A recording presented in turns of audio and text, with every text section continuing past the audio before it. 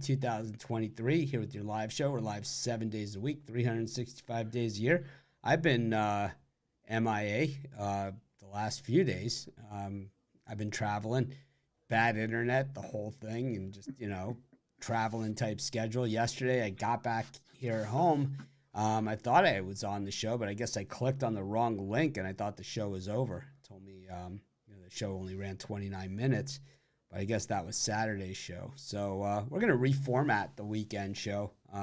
Chris did an awesome job covering in for me. I appreciate it. And, we're just going to change the way that we do it. I think we're going to go a little bit more graphic heavy and less cappers and just make it a better show. It's, some of the guys, if they don't want to be there, it's like, you're not doing me a favor. So might as well get the guys that do and get you guys the very best information. And that's really what it's all about, getting you guys on the winners. It's a privilege to be on the show. It's not a chore. So that's the way we're going to treat it. But now we're going back to podcast form with our live shows as well, something that we used to do in the past and we just haven't done in the present. And really, it all comes down to me just hitting the record button here and maybe doing a little bit more to do with the formatting. But Chris, how's it going? I haven't really got to talk to you since the Maple Leafs made their exit. I'm sure you've recovered a little bit. And Rod not here, so we can't really talk about last night's game. And that might be a good thing. Maybe we'll catch him because I really have some questions for him, of course. Those hard questions that, I think he knows, he knows that or should be coming. And that Edmonton should be asking, and with Toronto, we expect it. And, it comes with the territory. And, we could call it a bogus goal and all that other stuff and not a goal and any of those things. But the reality of it is it was 4-1. It wasn't a, like Game 7 and it was like a crazy call at Game 7 or something like that. They were in a pretty deep hole. Unlikely that they were going to get out of it, to begin with. So, what do you think of that, Chris? I mean, we could say that they got screwed and they would have had the chance and all that sort of thing, but they kind of had their chances and didn't do anything with it, Well, that's exactly it. I mean, yeah, we're going to be talking about that as Leafs fans. We're going to be talking about that non-call or that missed call, whatever you want to call it, basically until next season. That's just the way we operate. And then some. Yeah, it'll be the call that that this is why they haven't won the cup and forever and we have it for the Hurricanes too. Believe me, we have our calls. Yeah.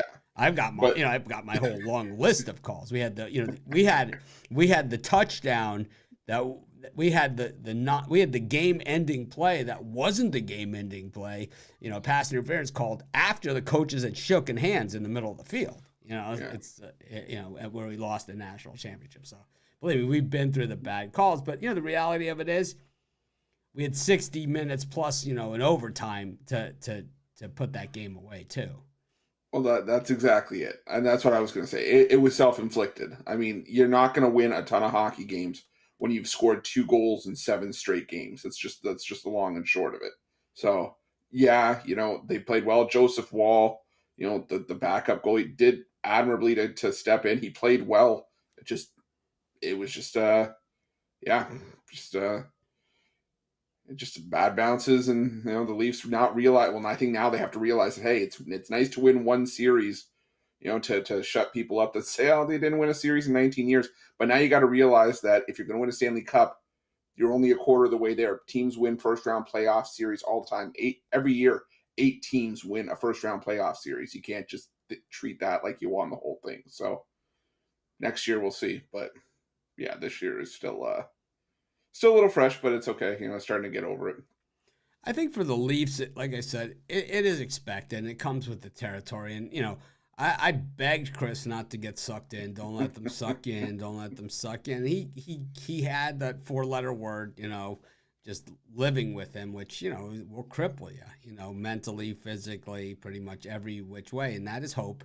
And, it's like you just can't have hope. You got to be pleasantly surprised and, say, it's not the result that we thought it was the result that we hoped was going to happen, but not the result that we thought was going to happen if they happen to win. This way, when you have when you don't have hope, then you're pleasantly surprised. But when you do have hope, well, then, and I think, we're seeing this in the NHL, we're seeing it in the NBA, where, teams really just going out getting, on really heartbreakers. I mean, last night in Edmonton, Rod, of course, not here to share this with us, but at the same time, where do you go from here? Just like Boston Bruins. It's like, where do you go from here? It's like you can't trade McDavid and you can't trade, Draisaitl, and you can't get anything more than what you got. And what are you going to do? It's like, this was your team. This was the year, right? This was it. Yeah. What do you do now? Call it a learning experience? Well, now they've learned to lose, and you've got Vegas and the Kraken and Panthers and Hurricanes left. I mean, these are not your original six. These are, this is the dog pound. Really, of the NHL. This is the worst case scenario for this league. So you can't say that the fix is in. Yeah. They would have loved to have seen the Leafs against, Edmonton or Leafs, because anything, But here it's like, it's all going to be all USA and really not even the big hockey markets. Yeah. I mean, the only takeaway from this is that at least you're having, like, I don't know. I want to say parity, saying that, at least any expansion team can win, 1 or 2 years into their existence, like maybe the Seattle Kraken could if they get past Game 7 tonight. You got the Golden Knights who've only been in the league 6 years, but I get what you're saying in terms of the traditionalist and the big markets like your Torontos, like your New Yorks, like your Chicagos and LAs that haven't made it to this point. So, next year, Chicago with Bedard in the wings, certainly going to make a move. You got to figure quickly, that he is a one player that can make a difference. At least that's what they say. I generally don't believe that one player makes a team, but apparently this guy does. We've seen a few guys be able to do that in the past. And, you could argue that McDavid does that for Draisaitl to some degree. But, I think that going out, 5-2 at home, yuck, with Suwaki in the stands. That's Rod had started the season on a losing streak and going to Edmonton games.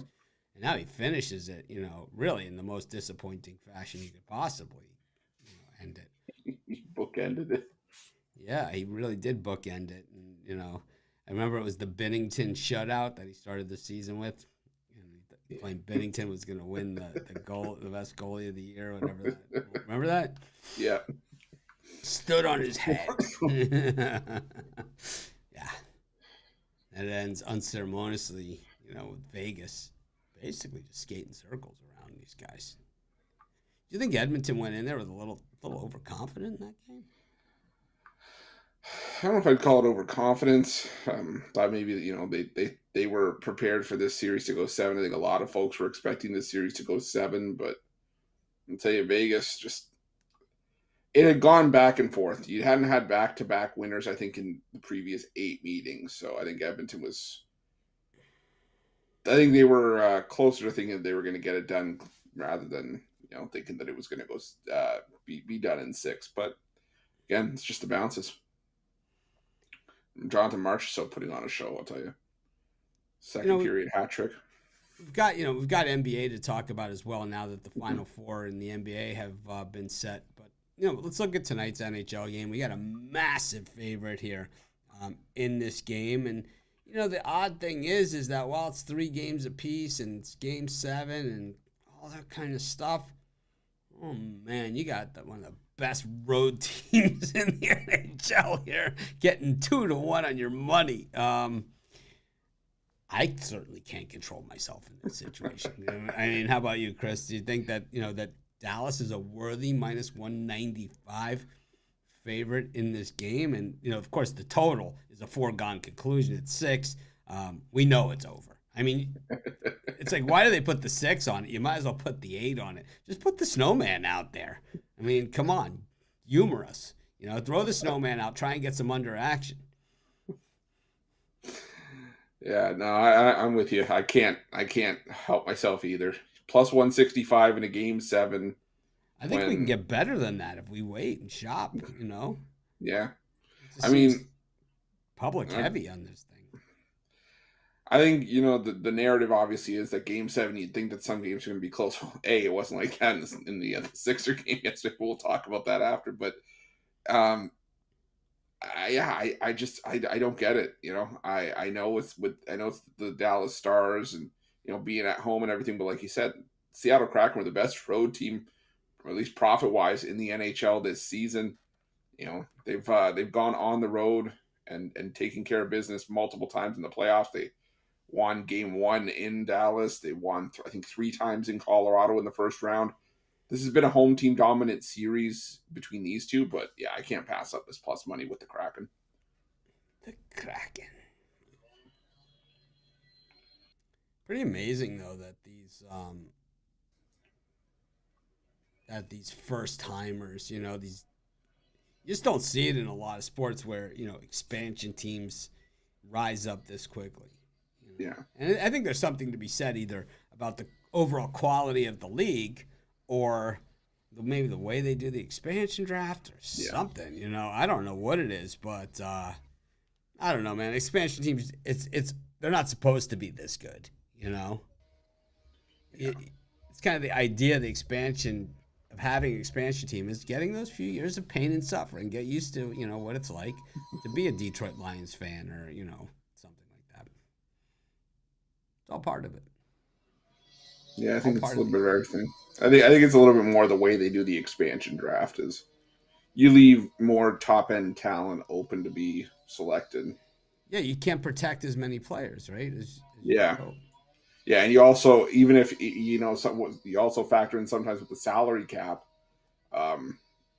Sometimes you let some better players go just because they have big contracts. But that's generally how it is in all sports, though, too. No, I know. I know. Actually, sometimes I think the NHL is one of the tighter caps in why do you think Andrew Kashner is not in the league right now? There's a multitude of reasons for that. If you can't pay Kashner type money if you want to build a roster around him. Why do I just imagine the Circa calling Andrew Kashner? You gotta stay home. We're losing too much money on you. We'll pay you the rest of your contract. It's less than we're losing with you on the mound every time you start. We laugh, but there's guys out there who haven't played in years that are collecting gigantic Major League Baseball salaries. What's Zion Williamson pulling down a game in the NBA? Seriously, big money. Let's see if I can find it. Look at how many games he's played and how much money he makes. Even if he played, he was getting like $1 million a game or $500,000 a game. But it's like for the amount of games that he's played. So next year is when his big salary kicks in. This year it was $13.5 million. Wow, he must have had a huge signing bonus. Yeah, I think so. Crazy. Yeah, this was the biggest salary year to this point, and then next year is when the max deal kicks in. Next year he's making 33.5. Let's talk a little bit about the NBA before we move on to Major League Baseball. We've got time today. It's a short card, and it's just Major League Baseball. But we've got 4 teams left. We got the Celtics and the Heat and the Lakers and the Nuggets. And, of course, the lottery is, I believe, tomorrow before the game. It's either tomorrow or Wednesday. One of these 2 days. Let's see. Pretty sure it's tomorrow. Let's see. Let me see what they say. Tuesday at 8 p.m. Eastern Time. So it's before the Lakers Nuggets. They used to do it at halftime. But, yeah, I think it's pretty interesting. Yesterday, the Celtics, they ran the Sixers out of the gym. They beat them up. You saw Dave Portnoy from Barstool sitting there in the front row. Early and often, right? Which is pretty cool. But saw Tatum have a big day and all that stuff. But once again, let's put it all in perspective. The Celtics now massive favorites to win it all. And let's put this in perspective. It took them 7 to take down the Sixers. They lost 2 home games in that series. I don't see it. I do not see it. In fact, I see them least likely to win the championship of the 4 teams that are left. And maybe I'm jaded because my Heat are there, but I mean I don't see it. I really don't see it. I see a Lakers, a Celtics team that was red hot to start the season, played very very little defense, and by the end of the season, they were number 2 in the East, and barely 2 in the East. And they came here, and it took them 7 games to take out the Sixers. And really, it took some horrific shooting by Melton to get them there. The Sixers, they felt Melton was open, and you could see exactly what it was. It was like they knew he was wide open, and they just kept feeding him the ball, and he just kept bricking after brick after brick after brick after brick after brick after brick after brick after brick. And the Celtics were converting on the other end, hitting threes. And that's the quickest way to turn it into a blowout, which is exactly what happened. But the Miami Heat have taken out the Bucks very easily. The number 1 seed took them out 4 games to 1. And then they took out the Knicks 4 games to 2. And the 2 games that the Knicks won, I mean, they were the close games of the series, right? The 4 games the Heat won were no doubters. The only reason the Knicks covered that last game was a technical foul late, and the Knicks happened to cover. But outside of that, it was all pretty much the Heat dominating. And I mean, the Heat have the better coach here. And playoff Jimmy. I don't see this. The Heat are plus 270 in game 1 on the money line, plus 8. I've seen 7.5s and 8s out there. Just seems like a very, very big number for me. And maybe it's my hometown Jay Briggs goggles I'm wearing. But I don't know. Just seems to be a little crazy. A little out of hand. Yeah, I'm with you. I don't see. I hadn't seen the line for game 1 yet, but to hear plus 8 is crazy. 270 on the money line. Yeah, 270. I mean, how many times have we seen? And they're not a double-digit favorite here, but how many times do we see the Boston Celtics as a huge favorite, double-digit favorite all season long, and not only fail to cover games but lose games outright? I can remember they lost back-to-back games at home to the Orlando Magic. In the regular season, they were, like I said, they just hadn't been anything special over the course of the playoffs. And how they're even money to win the NBA championship is beyond me. I think I saw even money anyways. I could be wrong. I like the Heat in that series. I really do. I mean, I've said time and time again, people forget this is a Heat team that was the number 1 seed last year in the East. Missing maybe Tyler Hero and Victor Oladipo, but pretty much the same sum of its parts. Hero could be back. Yeah. Let's see what the story is there.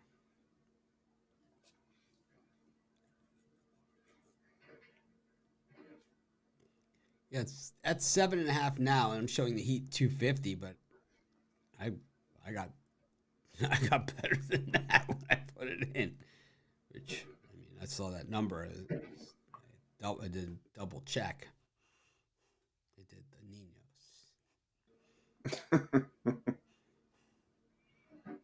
How did it feel like to get stood up by Al Ninos over the weekend? You know what? It's ghosted you at the table. Went to the men's room, never came back. Left me with the check. We did leave you with the check. No, nothing. that was going to be my move too.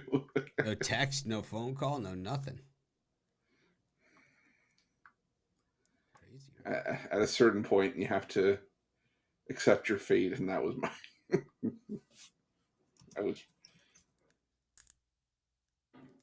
So the Heat, the Celtics played the Heat a few times this season. Boston won the first two meetings, 111-104, and then 134-121. But it was Miami, 120-116 over the Celtics in Boston. And then the Heat in January. So they haven't played in a while. 98-95 over the Celtics. Interesting.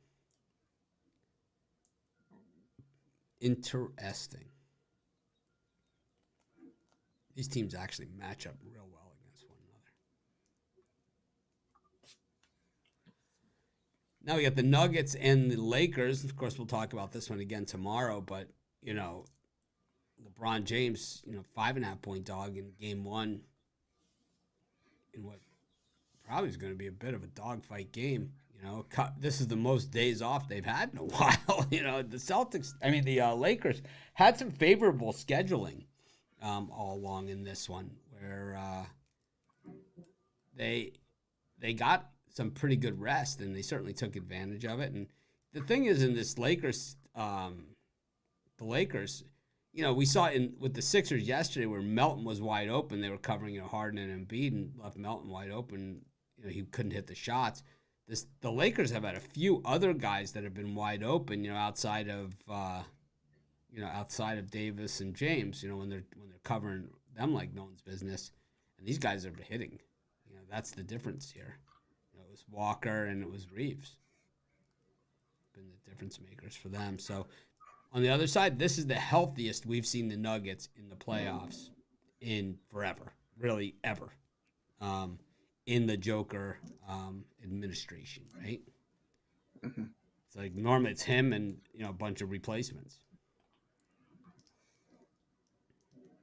Should be interesting. All right, we'll go to Major League Baseball since Chris doesn't want to talk about the NBA. No, I do. I was letting you talk about the Nuggets and Lakers. I think that series is going to be dominated by home court. I have that going as a 7-game series, probably the whole way. It's just going to be up to the Lakers to take one in Denver, but it's really tough when Denver's been so good at home so far in the playoffs. 6-0, all their wins have come by. All but one of their wins have come by at least 9 points. As I said, it's just going to be seeing if there's someone to match up. You can't have LeBron and Anthony Davis against Nikola Jokic. Just only so much that guy can handle. So we'll have to see. What I forget what I was going to say. Oh, when does the Panthers Hurricanes series start? Let me see. See if it's on the schedule. I don't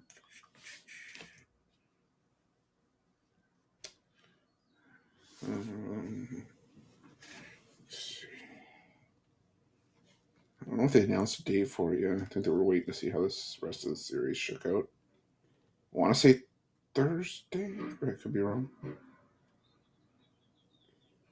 Yeah, they haven't announced a first date for it yet. All right. Time to go to Major League Baseball.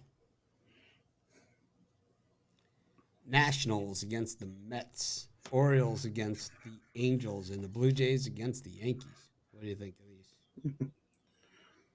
Yeah, I was going to go with the Orioles for plus money against the Angels. Don't get me wrong, I like Shohei Ohtani, but outside of the pitching edge, I think this game should be lying closer to even a coin flip, even closer than it is.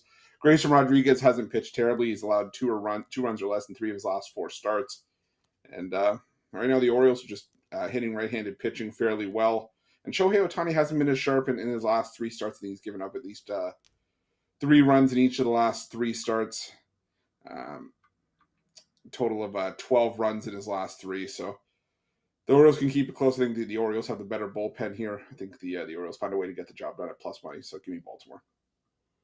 I'm going to take the Blue Jays here against the Yankees. A rare Alek Manoah pick for me. He's a Yankee killer. That's his role on the Blue Jays, is a Yankee killer. Everything else is just a bonus or, disappointment. But he is a Yankee killer. He's been a Yankee killer since his first game as a Blue Jay, and he remains a Yankee killer today. I'm taking the Blue Jays. I'm not laying the run line, though. We got the Red Sox against the Mariners. We got the Brewers against the Cardinals and the Rangers against the Braves. Interesting matchups here. Kirby's been just unbelievable for the Mariners, but they have not played well in these spots against Boston, that's for sure. And I'd like the Brewers here with Freddie Peralta against Jack Flaherty. You know, the Cardinals have definitely picked up the pace, but at the end of the day, they're 6-13 at home this season.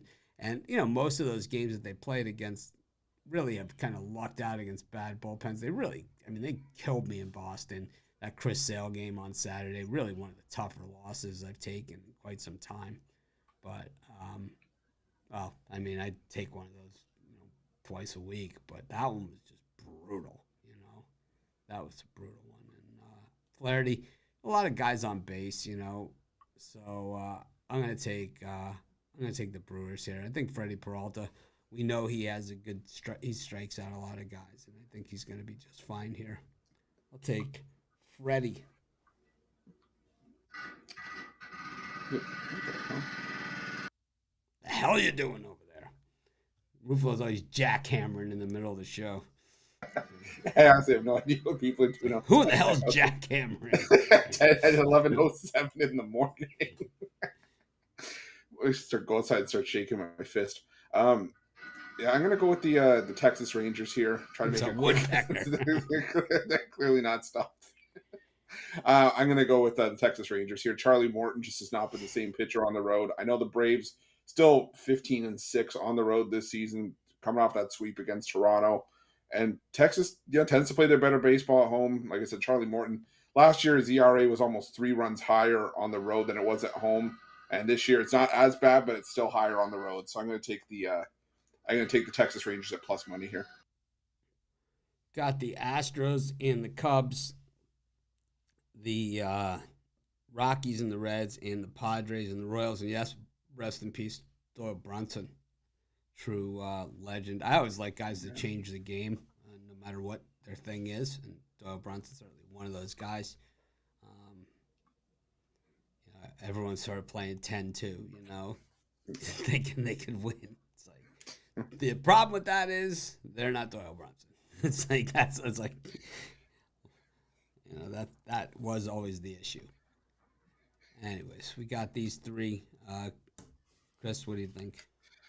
Yeah. I'm gonna go with the Cincinnati Reds here. I like Hunter Green's stuff. I think he's definitely a pitcher that can hit. I think he can hit triple digits with regularity. And with Connor Seabold, I'm still stuck on the Connor Seabold that was getting rocked in a Boston Red Sox uniform last year. Now you stick him at Coors Field. Yeah, I don't see that being a recipe for success here. Cincinnati, not lighting the scoreboards on fire here, but I think they can do enough off of Seabold here. And Green has a competent outing to get the Reds to win here. He's used to pitching in a hitter-friendly park in Cincinnati. I think he gets another one here. So give me the Reds on the money line. I love this over in the San Diego Royals game. Brad Keller, this guy just lobs it in there like no one's business. The thing is, he's gotten away with it so many times, He's only been tattooed one time this season, and that really means that he is due to just get absolutely rocked again. Several times over. This is a guy that, these 6, 7, 8 run outings are just, pretty much commonplace for him. And we've only seen one of those this season, so I think Keller gets absolutely stomped, and then he's up against Michael Wacha. So, yep, break out the if you're heading out to Petco, you're going to want to bring a glove. You're going to want to stock up on tacos. You're going to be there for a while. Got A's against the Diamondbacks, Giants against the Phillies, and Dodgers against the Twins. San Diego's one of those weird places. It's like where there's like a ton of restaurants and all these, like, they have a little Italy and they have all this stuff, but the food just isn't that great. It's like I've never eaten somewhere there where I'm just like, this is the best this I've ever had. Never. I've been there a bunch. It's a weird place. It has really good sushi. I've been to a lot of places that have really good sushi, but outside of that, it's kind of everything else is kind of like kind of like, a little disappointing, to be honest. Kind of like the Padres. 19-22 on the season. I mean, they got a worse record than, like, I don't know, a lot of teams out there. They have like the same record as the Cubs or Reds. About the same as the Rockies. What do you think? It's your turn here, isn't it? What's that? It's your turn here, isn't it? Oh, yeah. A's versus Diamondbacks. Giants versus Phillies. Twins versus Dodgers. I'm going with the Dodgers. Noah Syndergaard in this one. I'm anti-Pablo Lopez, I have to say. I think the Marlins, they know what they're doing with starting pitchers, and they let Pablo Lopez, go in that trade, even though they got a ton back for him in a rise, But it's weird because Marlins pitchers and Pablo Lopez, I still consider a Marlins pitcher, have a tendency to tip their pitches. And the Dodgers are the team that really picks it up when guys tip their pitches. And I think it was Lopez, or it might have been Contra, the Dodgers crushed him. I think career against the Dodgers, he is not good, So I'm going to take the Dodgers in this one. Noah Syndergaard, who I think is not. I'm not betting. I feel that I'm not betting Syndergaard here. I feel like I'm betting the Dodgers, who are playing good. Yeah, I'm going to take the San Francisco Giants here. Alex Wood making his return. He's been off for almost a month, but Bailey Falter, there's just no backing him for me here. 0-6 on the year, and ERA close to 6, and the Phillies 1-6 as a team in his 7 starts this year.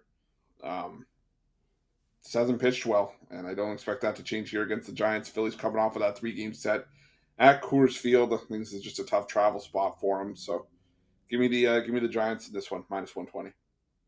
All right, parlay time. I'm going to use the parlay builder. What do you got? I'm going to go with the Kraken. I'm going to go with the San Francisco Giants. And I'll go with the Baltimore Orioles. I'm going to use the best parlay. No props, no tennis is the way that I generally said it. I'm taking, I don't like that one. Rockies, Nationals, Rangers, Orioles. $10 pays $230.69. Take that to the bank. Thanks, everyone, for joining us. Let's make it a winning day. We appreciate each and every one of you. Rod should be back tomorrow. A little bit of inflection and reflection tomorrow, so be there or be square. Have an awesome day. We appreciate each and every one of you. Let's make it a winning day. And I'm going to try like crazy to act more professional tomorrow.